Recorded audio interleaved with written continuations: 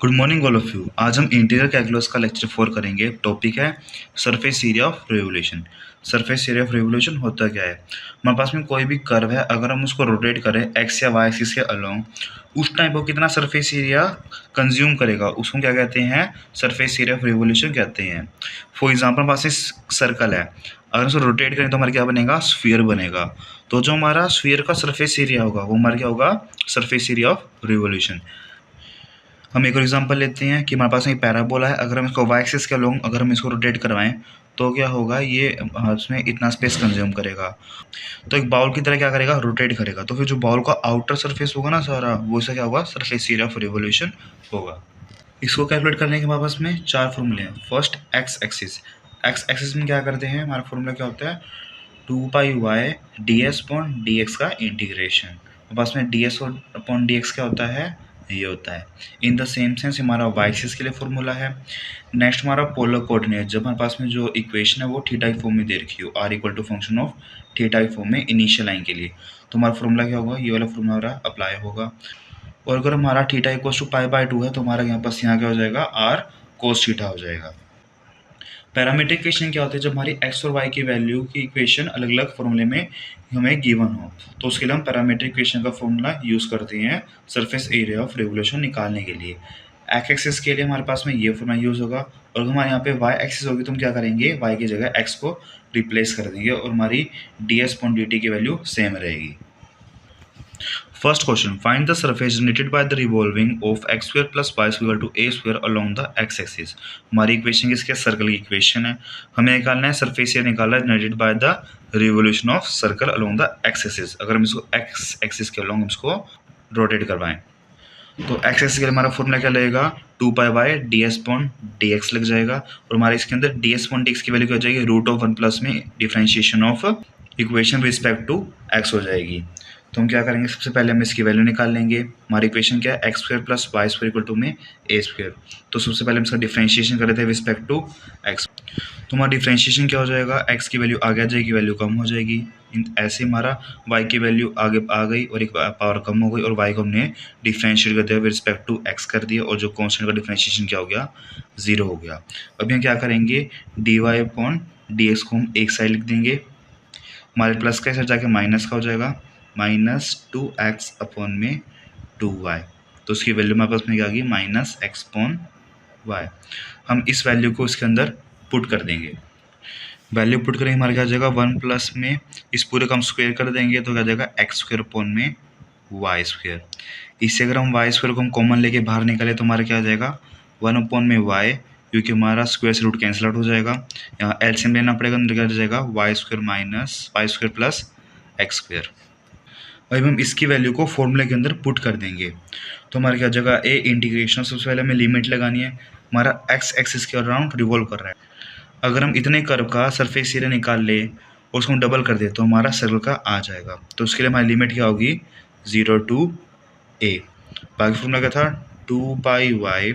अभी हमें d S upon D x की वैल्यू पुट कर देंगे, जो कि क्या है? 1 upon y root of Y square plus x square. Y से वाई हमारा कैंसिल आउट हो जाएगा। नेक्स्ट हम क्या करते हैं? वाई की वैल्यू निकाल लेते हैं। हमारा इक्वेशन क्या थी? X square plus Y square equal to में ए स्क्वायर। यहाँ से हमारा वाई स्क्वायर की वैल्यू क्या आ जाएगी? ए स्क्वायर माइनस एक्स स्क्वायर। तो हमारा ये क्या हो जाएगा? इंटीग्रेशन ऑफ 0 to 2 हमारा कॉन्स्टेंट है, बाहर आ जाएगा। अंदर हमारा क्या रह जाएगा? A square minus X square plus x square. ये दोनों कैंसिल आउट हो जाएंगे, स्क्वायर से रूट कैंसिल आउट हो जाएगा, ए हमारा कॉन्स्टेंट है वो बाहर आ जाएगा। 1 का इंटीग्रेशन क्या होता है? एक्स होता है। तो हमारा क्या आ जाएगा? 2πa इंटीग्रेशन हमारा इसका एक्स हो गया, 0 to a हमारी लिमिट लग गई, तो हम फर्दर इसमें वैल्यू पुट कर देंगे। 2πa a minus 0।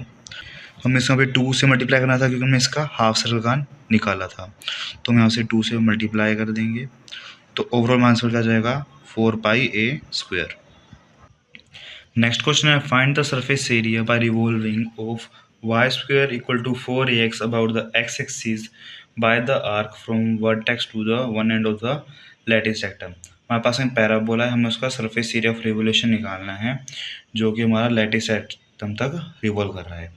Lettuce rectum क्या होता है, हमारी इसकी वेट क्या हो जाती है, एक साइड की 2a होती है, तो दोनों साइड क्या हो जाएगी, 4a हो जाएगी। तो हमारे एक्स एक्सिस हमारा क्या होगा, 0 to a तक ये हमारा रोटेट करेगा, और हमें अलोंग इसके करना है, एक्सिस के अलोंग ये रोटेट कर रहे हैं, बल्कि हमें ये वाला सरफेस एरिया निकालना है। तो सबसे पहले हम dy/dx की वैल्यू निकाल लेंगे। हमारी y की वैल्यू क्या है, 2√a√x है, हमने इसका रूट कर दिया। ठीक है, अभी हम क्या से डिफ्रेंशिएशन करेंगे, तो y क्या हो जाएगा, dy/dx हो जाएगा। 2 हमारा कांस्टेंट है, √x हमारा कांस्टेंट है। डिफ्रेंशिएशन क्या होता है, हमारी पावर आगे आ जाती है, और पावर में इसमें कहते हैं कि माइनस करते हैं। इसकी पावर क्या थी, 1/2 थी, उसे -1 किया तो पावर आ गई -1/2। तो हमारा आंसर क्या आ जाएगा, √a/√x। अभी हम इसकी वैल्यू को इसमें पुट कर देंगे, तो हमारा ds/dx क्या हो जाएगा, √1 प्लस इन दोनों का स्क्वायर हो जाएगा a/x। हम इसका एलसीएम ले लेंगे, हमारा क्या रह जाएगा, √x + a डिवाइड बाय में √x। अगर हम इसकी वैल्यू को फॉर्मूले के अंदर पुट कर देंगे, तो हमारा एरिया किसके बराबर हो जाएगा, इंटीग्रेशन ऑफ 2 पाई, लिमिट क्या लग जाएगी, एक्स एक्सिस के लिए 0 to a। अगर हमारी वाई एक्सिस होती तो मैं वाई एक्सिस के लिए लिमिट लगाते। वाई की वैल्यू क्या है हमारे पास में, 2√a√x इंटू में हमें ds/dx की वैल्यू लिखनी है। ये क्या है, √x + a अपॉन में √x ds। √x से √x कैंसिल आउट हो जाएगा। अभी हम क्या करेंगे, कॉन्स्टेंट्स को बाहर निकाल के हम इसका इंटीग्रेशन कर देंगे।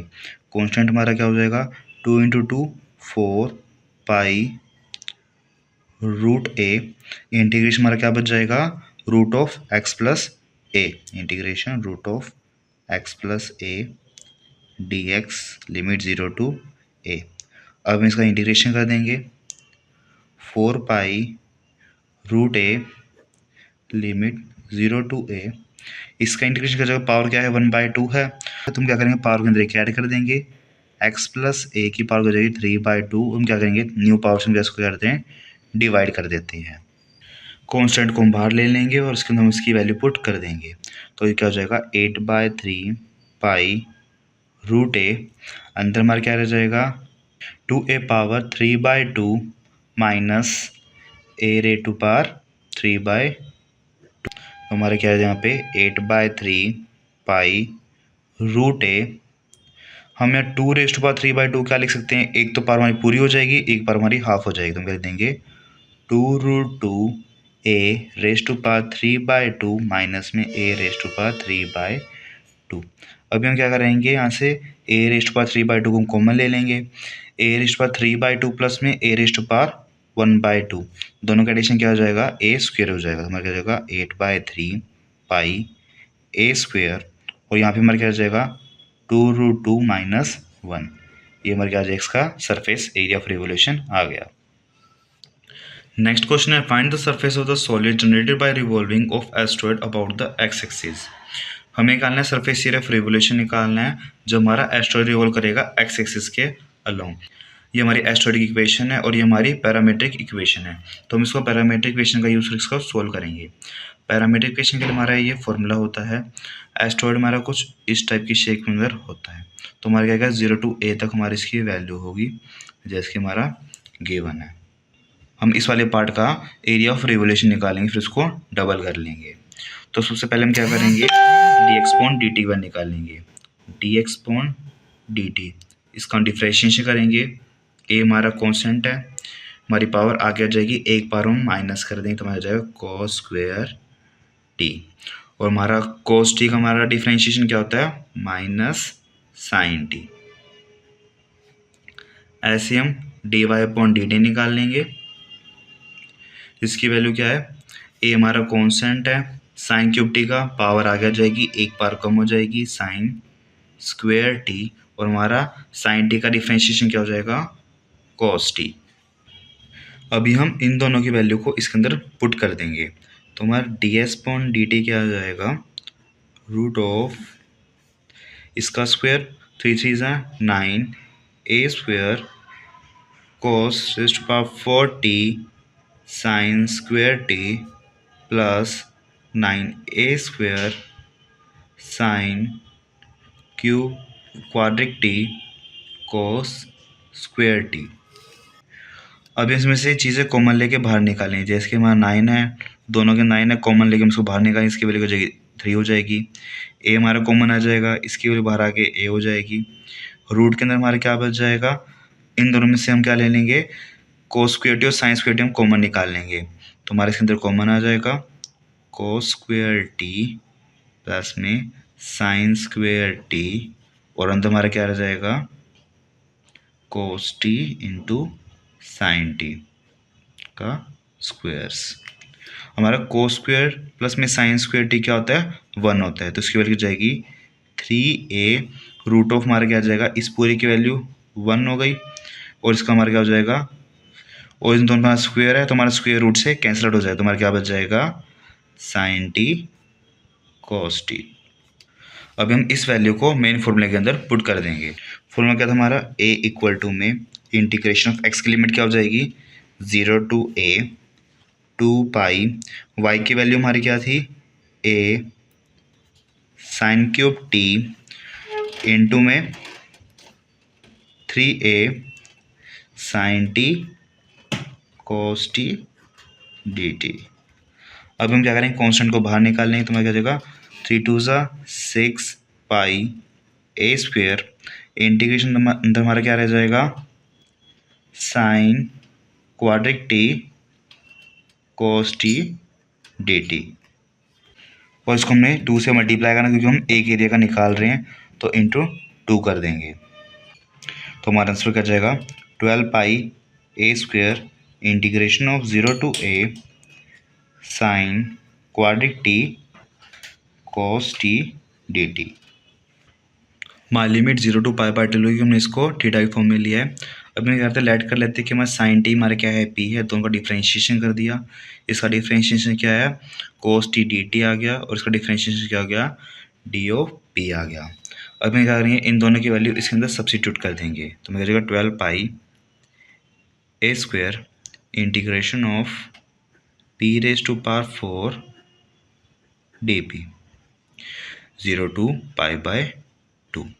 अब इसका इंटीग्रेशन कर देंगे 12 पाई a², इस कंडीशन क्या हो जाएगा 0 to पाई बाय 2, इस कंडीशन क्या हो जाएगा p रेज टू पावर 5 पाई में 5। अब मैं इसकी वैल्यू पुट कर देंगे 12 पाई a², इसमें वैल्यू सब्स्टिट्यूट कर देंगे sine 5 of pi by 2 by 5 minus में साइन 5 ऑफ 0। इसकी वैल्यू क्या है 1 रेज़ टू 5 की वैल्यू होती है 1 ही होती है। तो आंसर क्या जाएगा 12/5 पाई a²। Thanks for watching. If you have any doubt, you can comment down in the comment box. Thank you.